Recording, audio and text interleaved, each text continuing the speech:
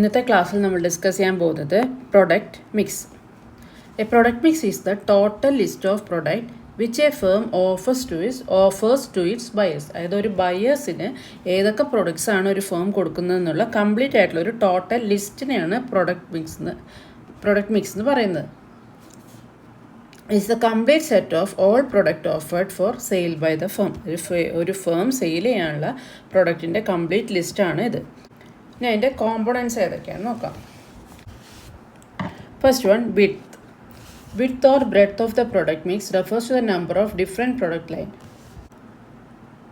For example, Kellogg's product line consists of ready-to-eat cereal, breakfast snacks, crackers, cookies, natural foods. ഇതൊക്കെയാണ് ഇതിൽ വരുന്നത്. Length ആണെങ്കിലോ length of product mix refers to total number of item on its product mix. Example given the total number of item length is 15. അങ്ങനെയാണ് ഇതിൽ വരുന്നത്.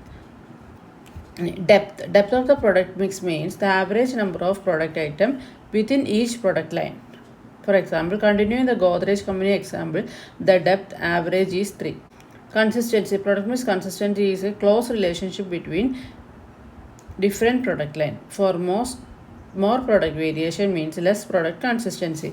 In short, product mix consistency refers to relationship among product lines.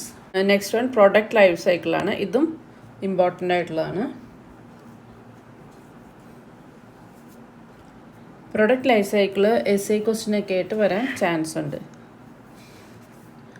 Life cycle എന്ന് പറഞ്ഞതാണ് ഒരു human life cycle എന്ന് പറഞ്ഞതാണ് birth മുതൽ നമ്മുടെ ഡെത്ത് വരെയുള്ള നമ്മുടെ ഒരു ലൈഫിൻ്റെ cycle. Every one on the earth has a well defined life cycle. എല്ലാവർക്കും ഒരു പ്രോപ്പർ ആയിട്ടുള്ള ഒരു ലൈഫ് സൈക്കിൾ ഉണ്ട്. All human being take birth, educate themself, grow and then become old and one day dye.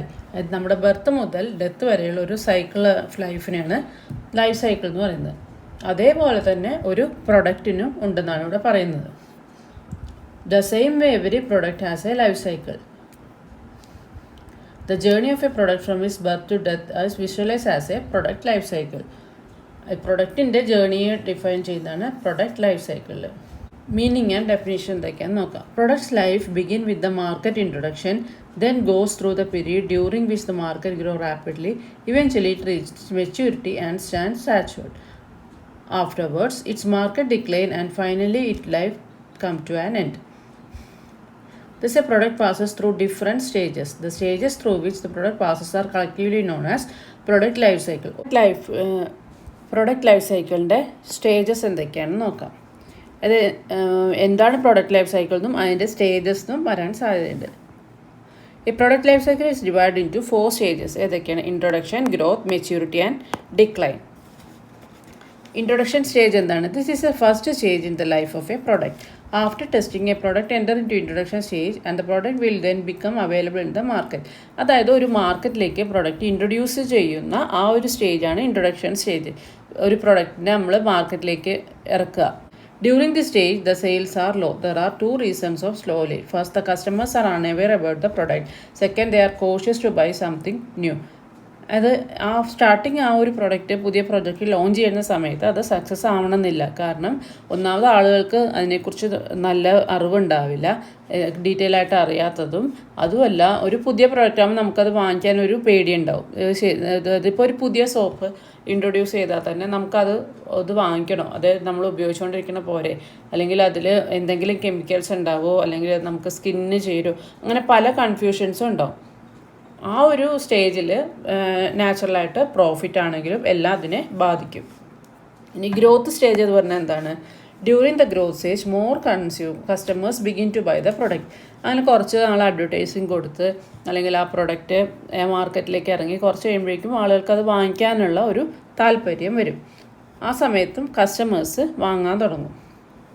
This is because customers who purchase during the introduction stage are purchasing again or have recommended the product to colleagues, friends and family. ചിലപ്പോൾ starting സ്റ്റേജിൽ വാങ്ങിക്കുന്നവർ തന്നെ ഇത് നന്നായിട്ടുണ്ട്, ഇത് ഉപയോഗിച്ച് നോക്കാൻ വേണ്ടിയിട്ട് അവരുടെ ഫ്രണ്ട്സിനോ കൊളീഗ്സിനോ അല്ലെങ്കിൽ റിലേറ്റീവ്സിൻ്റെ അടുത്തൊക്കെ പറഞ്ഞു കഴിഞ്ഞാൽ അവരത് മറ്റുള്ളവർക്കത് വാങ്ങിക്കാനുള്ളൊരു ടെൻഡൻസി വരും, അവരത് വാങ്ങും. അങ്ങനെയാണ് ഒരു കമ്പനിയുടെ സെയിൽസ് ഗ്രോ ആയിക്കൊണ്ടിരിക്കുന്നത്.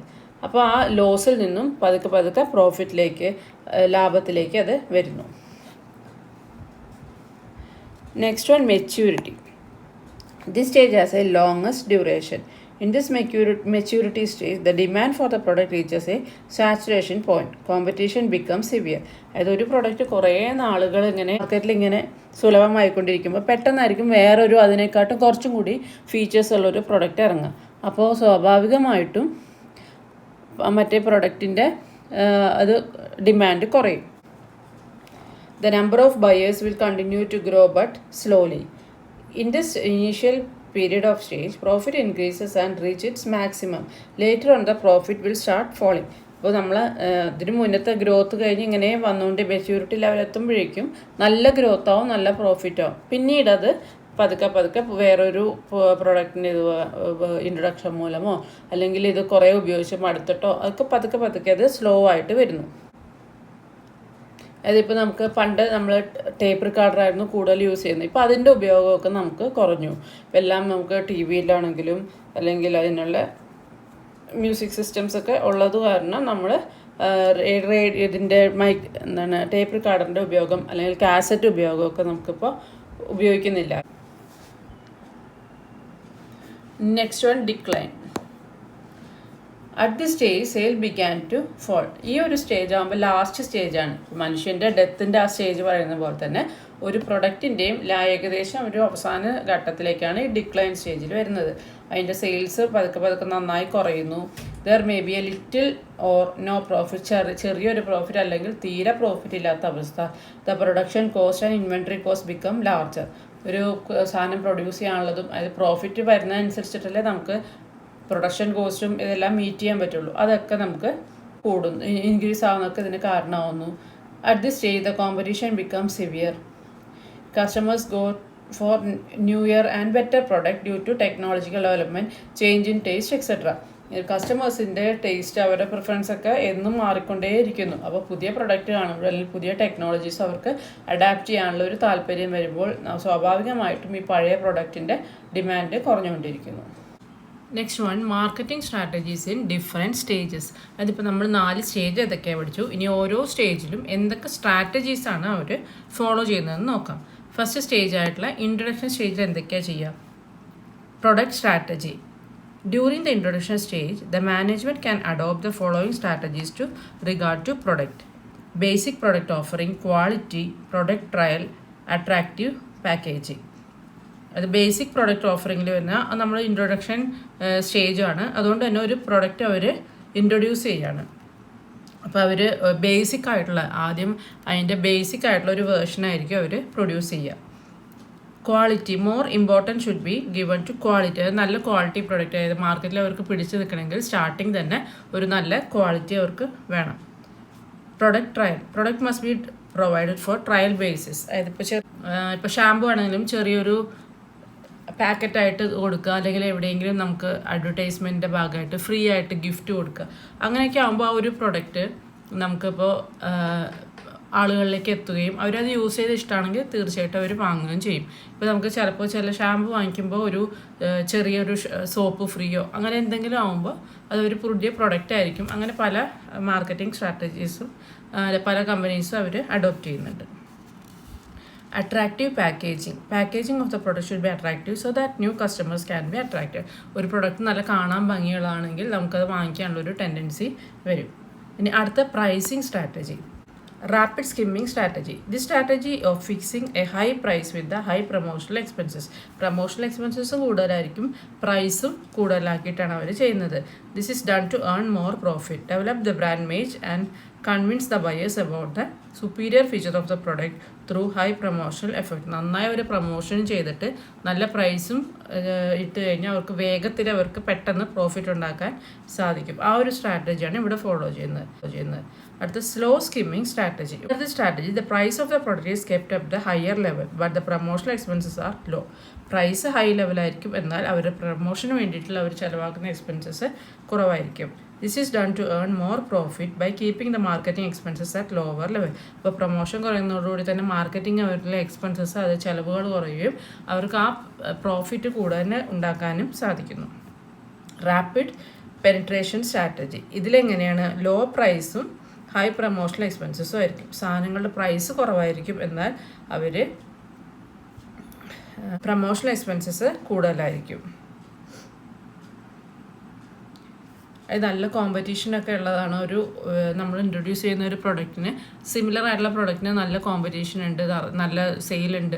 അപ്പോൾ കോമ്പറ്റീറ്റേഴ്സിനെ നമുക്ക് മീറ്റ് ചെയ്യേണ്ടി വരും.